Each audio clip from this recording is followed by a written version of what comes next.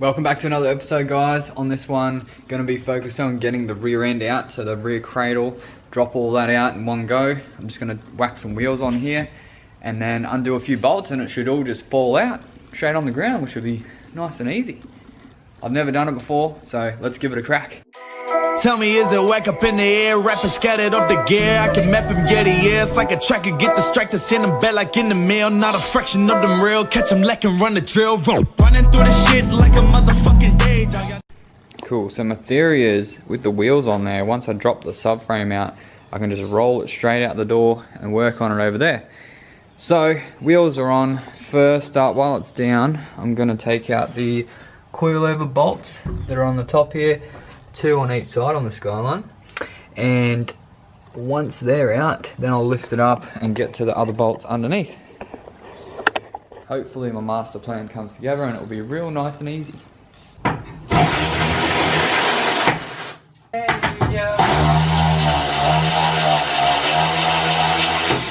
Couple of things I just realised. There's no weight in the front, so I've chucked some tyres on there. Good chance they're going to fall off and hurt me, but safety first. And also I noticed that my arms are actually on the subframe, so I'm going to have to move them onto a different position so that I can unbolt it and drop it down. But let's lift it up and figure out where I can put those, or a way to do it. And yeah, pretty keen. This is like the last thing to take out of this car, and then yeah, it's like completely stripped. And then we're going to paint everything and put in some nice new shiny parts from Gktech. Ooh, looks like a gun revolver thing. Pretty sick. Jack it up. Let's have a look under here, eh? Basically, for the whole rear subframe, there's only 4 bolts. There's the 2 main ones at the rear here, and 2 at the front. That the arms are actually sitting on. So if I move these arms, the other idea that I could have is loosen off these 2 bolts at the back while it's up in the air, and then lower it down, put it on a jack, and then get to these other 2 bolts. I might try that. Might be easy enough. That's probably a good idea. Then it won't be high off the ground. And she should all just come out, mate. Nice and easy, nice and easy. I like to try and start really positive, and then when things start going bad, try and stay positive. It always helps. So up in here is the stock brake line. It goes from a hard line at the top there into a rubber hose, and these fittings are a pain in the ass. I thought it would just, I could take the clip off, but obviously I've got to unscrew it, which is okay. I'll do that. Alright, got those 2 brake lines undone. Now I'm going to undo the 2 rear bolts, and hopefully the whole thing doesn't fall down on me. That'd be ideal.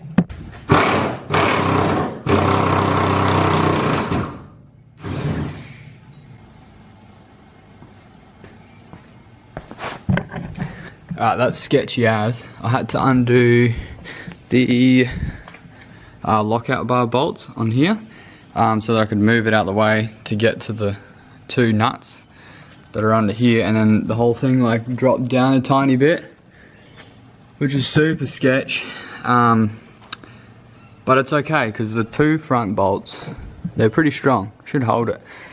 Everything's disconnected now except for the 2 fronts, so I'm going to drop it down, put a jack under it, take those 2 front bolts out, and it should all just come out and we can drive it around.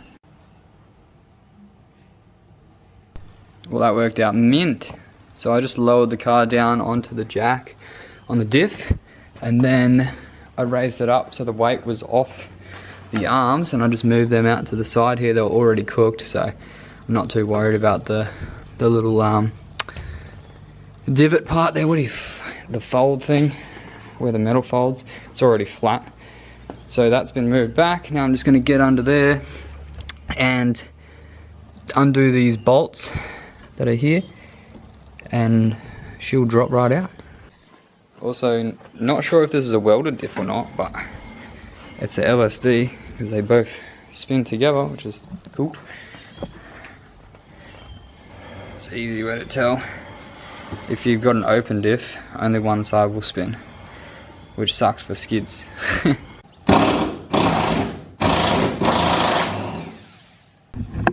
Alrighty, I have everything disconnected, all the bolts and stuff. Wasn't too bad in the end.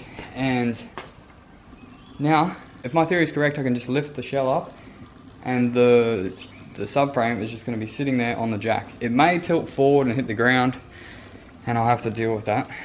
But let's try it, let's give it a go. Whew. This could be real cool. It's exciting.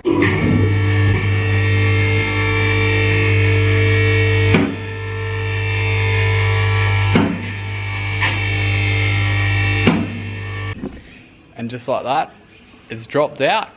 I'm feeling pretty good about that. Like, that's a lot of work that was made a lot easier, basically. Well, I forgot to unbolt these lines, and one of these got pulled pretty tight, so that handbrake shoe there is probably, yeah, it was just pulled pretty tight. Should be okay still. Should be fine. Pretty dirty. I'm gonna roll it out here, out onto the gravel there, and give it a good gurney down before I start playing around. I'm gonna start painting a lot of this shit and make it look a lot nicer. The stuff that isn't really cool, like the actual cross member, I might paint black, and then like the extras, like when I get the arms in here, and I'll probably, if it's not already painted, I'll probably paint the bits like a special color. And these are the stock subframe bushes that I was talking about, and this one here is still in good condition, but a lot of time you get cracks through there and it's all sloppy. But even when they're in good condition from stock, they're still shit because you get a lot of movement in here. And the upgrade ones that everyone puts in for drifting, which I'll just grab over here, the Gktech ones, they are a completely solid bush, so there's not going to be any play in that. And to get these out, you literally pour some petrol in there and light them on fire, and it burns the rubber out, and then it just falls out. It's going to look pretty cool when I light those up. Yeah, let's roll it out here and give it a wash, eh? Don't know how easy it's going to be to roll, but it looks cool.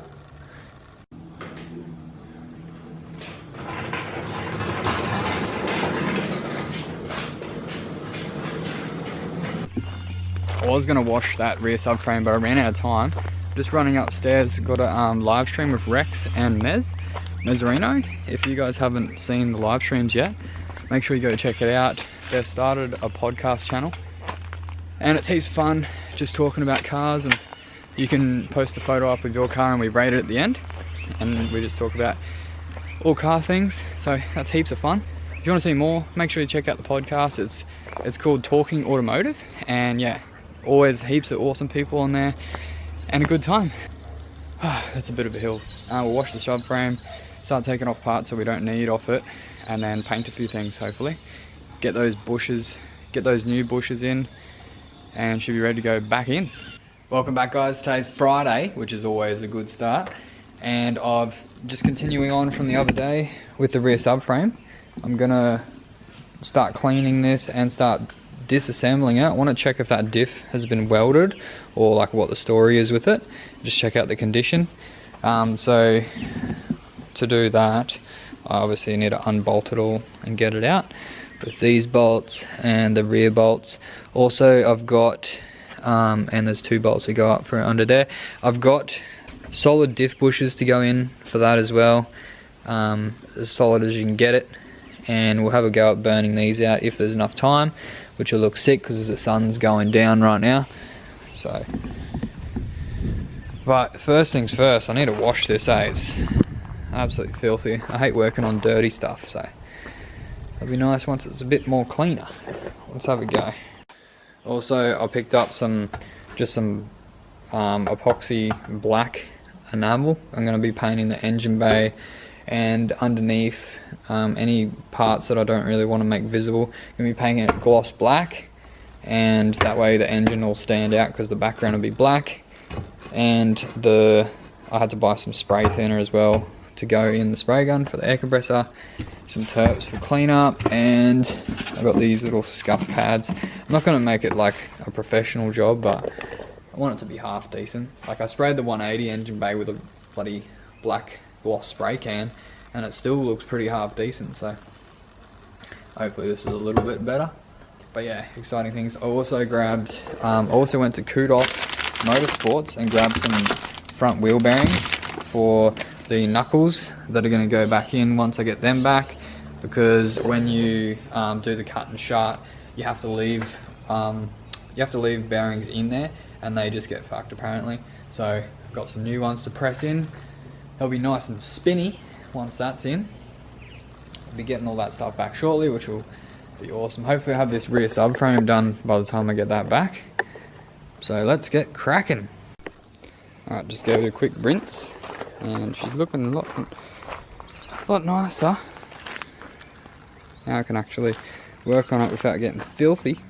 Just going to roll it back in there, start unbolting everything off it, and then be able to lift each piece out pretty easy. It'll be nice and light. Now for the challenge of trying to get it back up this bump.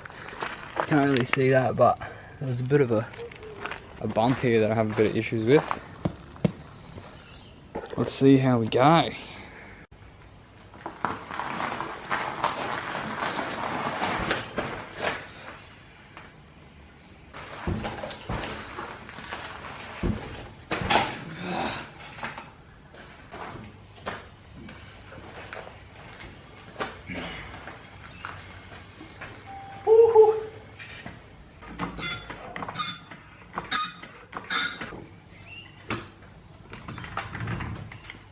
Alrighty, I've jacked it up and put some stands under it so the wheels are off the ground, and now I can pull it all apart. Woohoo! This is going to be a little time lapse. Ready, set, go.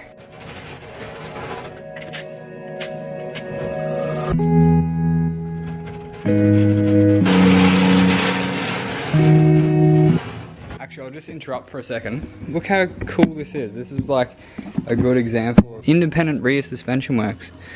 So your tyre bounces up and down. You can see all the arms working. So your shock's taking all the pressure off here, and all this shaft moves. So on the old school setup, it would just be one shaft straight through, and it would be crap. So most newer cars, or most modern-ish cars, have independent rear suspension now. And it's just cool to see it all working in action. Like, this is a pretty similar setup on the rear as the S chassis. I think the dimensions are just slightly different. Alright, I'm going to start unbolting all this stuff now, because a lot of this is going to be changed to aftermarket stuff, so not needed. And the tyre lapse goes now.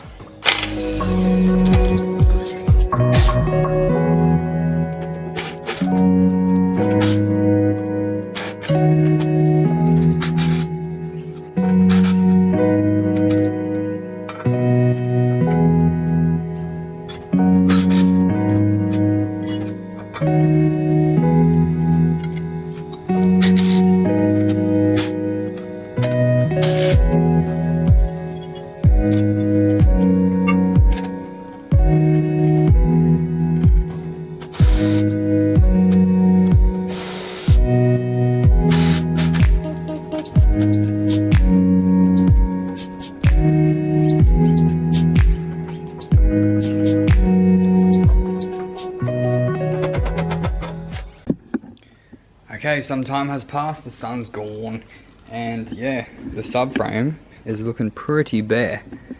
So I've just pulled pretty much everything off it, as much as I could. Put all the bolts that, put them back where they need to go so it's easier to find later, and they'll get a coat of paint as well, so there's not some old rusty thing hanging out, which would be good. So yeah, it's pretty tiny once you get everything off it. I ended up, I didn't fully take these apart just yet. I need to get onto the bottom of that nut there. I don't know if I can get it off easily like this. It's probably going to be hard, so I'm going to chuck it in the vise later and get that off, because I need to pull all this apart so that I can set up the dual caliper rear hydro. It's gonna be sick. And I was just looking at the state of these. Like, goodness. What do you call that? Cooked. It's cooked. So now I'm gonna have a look inside the Diff and just have a gaze. It's got that same sticker on it, the LSD sticker. Obviously, it's an R200. Yeah, it's got viscous LSD written on the side. I don't know if that's just a stock thing or aftermarket, but I thought that would be aftermarket, having that sticker.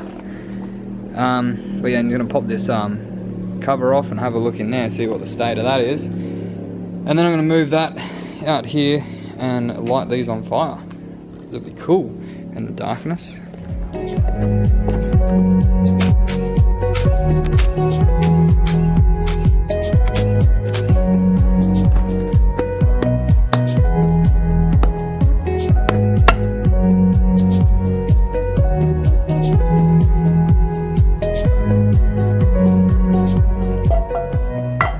Yeah, she's a nice welded one. So you can see in there, in the holes, there's like a swirly pattern there. That's a whole heap of weld that someone's just heated up and just welded the shit out of it, and just get all the gears to stick together. So that's cool. I don't even need to weld this.